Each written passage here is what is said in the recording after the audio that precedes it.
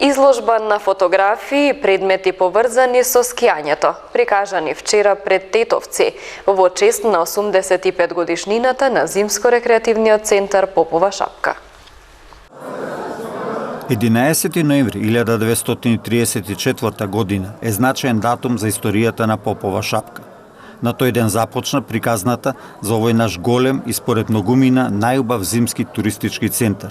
На тој датум е отворен првиот планинарско-скијачки дом на Попова шапка, со што започна една приказна долга 85 години и приказна која се уште трае. Од оние скромни почетоци, преку низиниот брз развој во втората половина на минатиот век, па до денешни дни, кога е во своевидна стагнација, Попова шапка и понатаму останува Зимско-рекреативен центар со врвни скијачки патеки на кои завидуваат и многу познати светски скијачки центри. Во чест на 85 годишнината, планинарскиот клуб Љуботен од Тетово ја отвори изложбата 85 години Попова шапка, на која, преку фотографии и изложба на 25 оригинални предмети поврзани со скијањето, беше прикажан 8,5 деценискиот развој на оваа наша зимска убавица.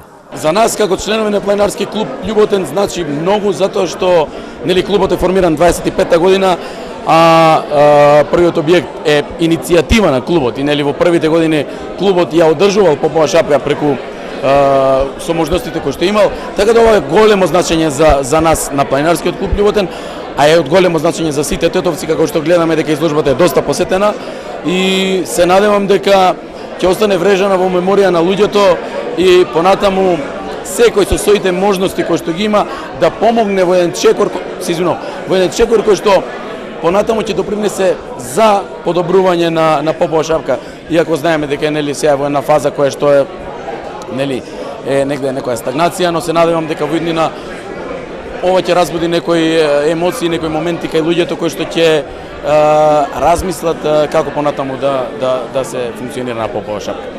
За првите децении од развојот на Попова шапка се сеќава Димитрije Ѓорчевски, познат кај тетовци како Диме Чауш, најстариот тетовски скијач и еден од директните градители на овој зимски скијачки туристички центар. Ние како млади скокавме од скоколницата. Да се испробаме дали можеме да скокаме или не можеме да скокаме. Покрај мене и други скокаја.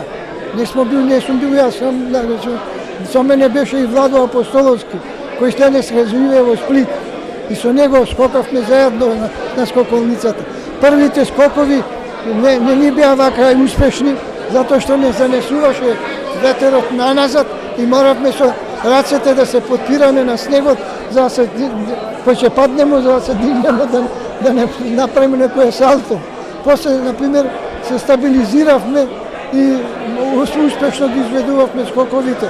Тие не беа некои големи скокови по 2-30 метра, али сепак за тоа време беа импресивни скокови и првите скокавме ние на таа скокалница.